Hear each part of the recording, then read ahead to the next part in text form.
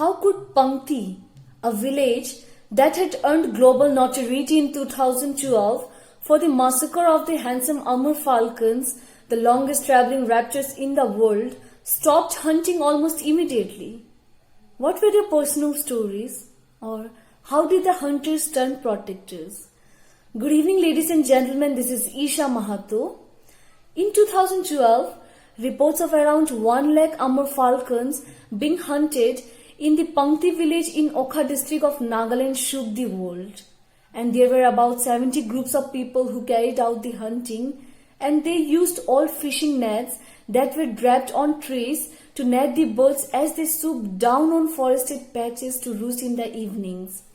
They would collect the trapped birds from the nets in the morning, and around 12,000 to 14,000 falcons were killed each day during the peak migration.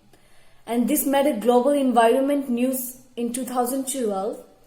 From this revolution, the destiny of Amur falcons began to change significantly with the help of Nagaland Forest Department, Wildlife Trust of India, NGOs, and State Welfare Department.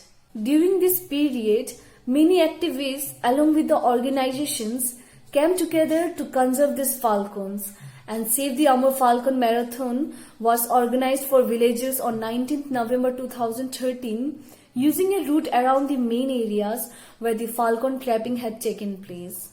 In 2013, 30 Amur falcons were caught from the roost site in Pankti. Of these, 3 of them were tagged with transmitters.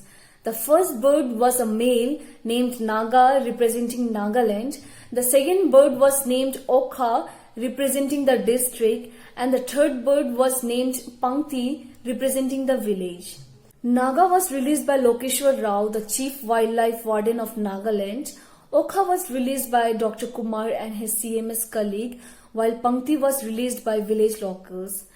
And before releasing Pankti, as is custom, the villagers offered a prayer wishing the bird a safe return next year. The birds were released on November 7 and November 11, 2013. This information was shared far and wide, and the locals were really fascinated with this information because it was then they realized how unique these birds were. And within a year, the community had stopped killing and turned conservationist. In March 2014, Okha stopped transmitting signals right before entering Africa. Naga and Pankti returned. The return of the birds made Pankti village famous, and the people of Pankti believed that the birds had returned as an answer to their prayers. And for the next 2 years, these birds kept coming back. Pankti's path could be tracked till 2015 and Naga's till November 2016. In 2016, 5 more birds were tagged in the Longland region of Nagaland, and they were named Longlang, Hakize, Fom, Anunam, and Intanki. Between 2013 and 2019, conservation efforts peaked with many locals joining in the efforts, and the satellite tagging has created so much awareness that the neighboring states Manipur, Mizoram, Meghalaya and Assam have also started protecting the birds. Today, for the entire span of the Amur falcon's visit, hunters stay in the jungle guarding the birds. The absolute number of their populace in Nagaland has now made it the falcon capital of the world.